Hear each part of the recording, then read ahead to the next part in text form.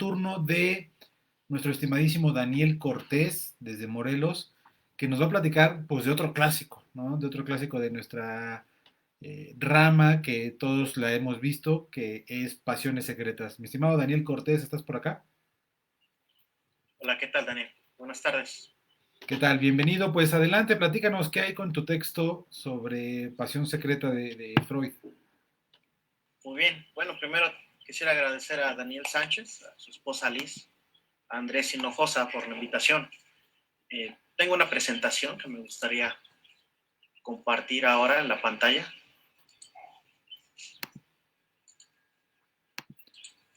Si me puedes habilitar el permiso, por favor, Listo, Daniel. listo, ya estás habilitado.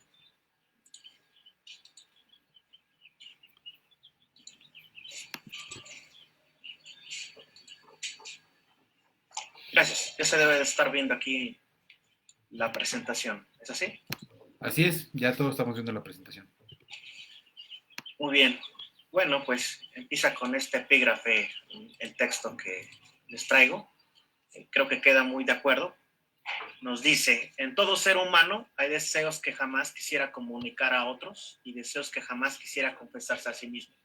Es su propia psique de Freud la que trae este director a la luz, ¿no? Al inicio de la película, bueno, el título del original en inglés es Freud, del año de 1962. Fue llevada a cabo por este polifacético director John Huston. Y el guionista original de la película fue el filósofo Jean-Paul Sartre. Ya lo conocerán, el exponente del marxismo y del existencialismo. Este personaje llega a tener sus diferencias con el director durante la creación del guión. Y bueno, es conocido Sartre por escribir bastante. Entonces eran demasiado largo el guión como para llevarlo a cabo digamos, en el formato de una película. Esas eran de las principales diferencias que tenía con el director, ¿no?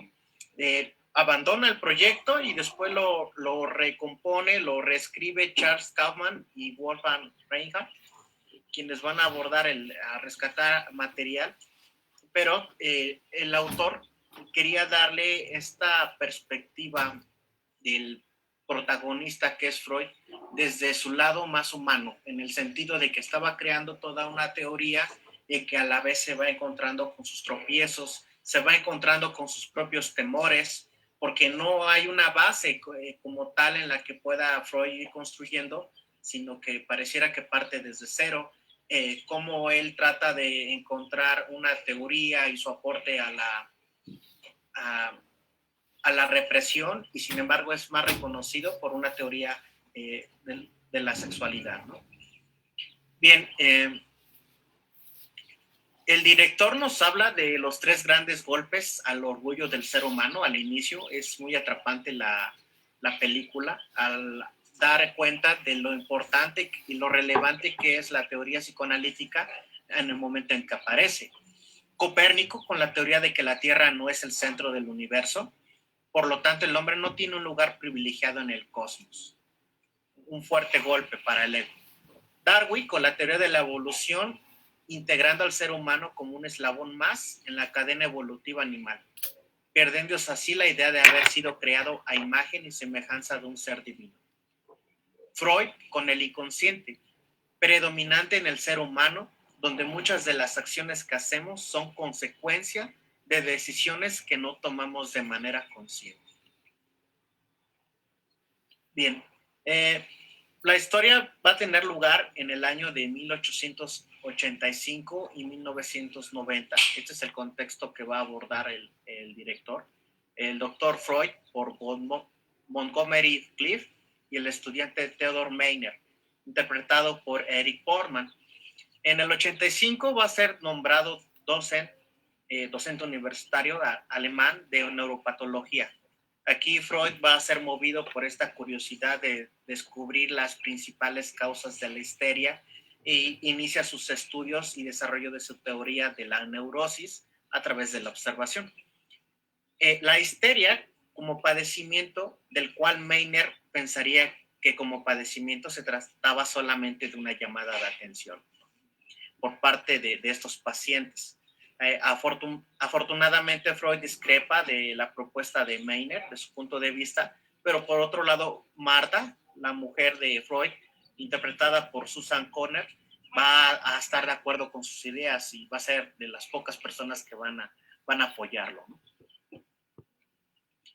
Observamos aquí como un Freud atento a la demostración de la hipnosis de Charcot, interviniendo con la histeria al quitar los padecimientos a dos de sus pacientes.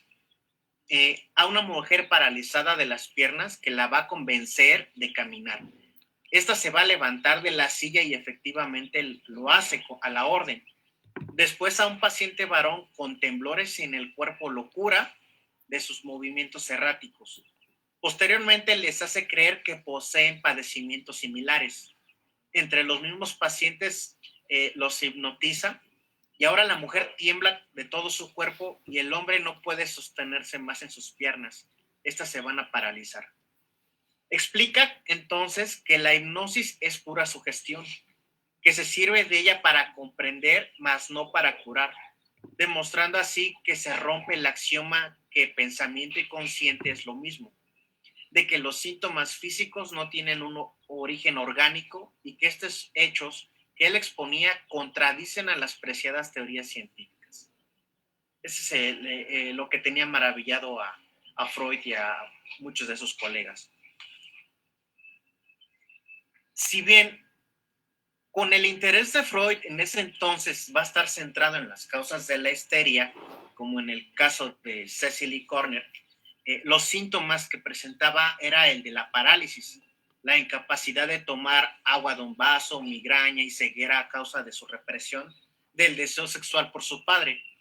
Postrada en la cama por el rechazo a los deseos que sentía hacia su padre, es sabido además que para el año de 1890 los judíos tenían, por cuestiones culturales y sociales, barreras para ocupar puestos importantes dentro de la academia. Entonces el contexto ya dificultaba la aceptación de las teorías revolucionarias y para entonces escandalosas de Freud. El rechazo de los académicos a las teorías propuestas se ven resaltadas en la famosa conferencia del Colegio de Médicos de Viena. Aquí Freud expone su teoría libidinal y comienza a sufrir el rechazo explícito de sus colegas, consideradas como cuentos o patrañas, en sus propias palabras. Cuando Freud regresa a Viena y visita a Meiner, el que le había dicho que solamente trataban de buscar estos pacientes histéricos atención, su conversación con Meiner invita a Freud a un trago y este le responde Freud que no bebe, a lo cual Meiner le pregunta qué pasaría si se deja llevar, qué pasaría si se emborracha Freud. Cree que Freud se contiene y mejor toma sus precauciones. Hace un psicoanálisis un poco salvaje a este personaje. Le dice además que la neurosis lo espera, que le atrae la locura de los demás porque hace olvidarse de la propia. Es interesante la influencia que tiene Meiner sobre Freud, porque en un principio lo desalienta y lo influye tanto que deja a un lado sus estudios dirigidos a la teoría del psicoanálisis. Va a preguntarse qué tipo de relación tienen o comparten Meiner con Freud y si los descalificativos de Meiner hacia las teorías de Freud esconden algo más. En la escena de los escorpiones de la película, Meiner le comenta a Freud, si la caja sigue abierta se escaparán por ahí. El mundo vivirá con ellos. Deja a la noche lo que le pertenece. Con los escorpiones, Meiner se está refiriendo al inconsciente y con la oscuridad se refiere a la represión. Es curioso aquí que Freud quisiera hacer su aporte al tema de la represión y sea más reconocido por una teoría sobre sexualidad. Más tarde, con la ayuda de Joseph Breuer, interpretado por Larry Parks, Freud le permite descubrir el camino hacia la creación del psicoanálisis, para comenzar a descubrir este continente abismal que es la psique humana. En ese entonces el sexo era un tabú, conceptos como el subconsciente eran impensables. iniciando sus mayores descubrimientos con su más famoso caso, el de su paciente mejor conocida como Anna O, siendo su nombre verdadero Berta Pappenheim. En el filme, Breuer explica a Freud que Anna O no existía fundamento físico para su padecimiento. Freud aquí va a quedar fascinado por el caso de esta paciente desde la primera vez que se lo comentó. Ana sufría parálisis de los brazos, tosía, veía mal, no comprendía lo que se le decía. Es con eso que con el doctor Breuer, quien inicia a Freud en la cura por la palabra, el método de asociación libre, dejando a un lado la hipnosis cuando trató a uno de sus pacientes con neurosis y pesadillas nocturnas recurrentes. Muchos de sus estudios de primera mano pues le permitiría publicar estos descubrimientos juntos con Breuer. Un ejemplo de ellos es este estudio sobre la histeria, que fue publicado en 1895. Y bueno, esta película, de forma general, esto es apenas, considero que una tercera parte de la película y aborda bastantes pasajes muy importantes en el inicio de Freud y el psicoanálisis. Es una película más que recomendable para aquellos que les interesa la psicología profunda y sirve bien de introducción para intentar comprender los orígenes del psicoanálisis, con una interpretación desde las primeras experiencias de Freud a través de un fiel retrato de la época victoriana y desde luego con una trama inquietante. Entonces, pues me quedo con darles esta invitación para que ustedes se permitan disfrutar de esta película que no tienen pérdida alguna, que es una buena introducción, un buen recordatorio para nosotros y una buena introducción para seguir aprendiendo y para recomendarlo también a nuestros propios estudiantes. Muchas gracias,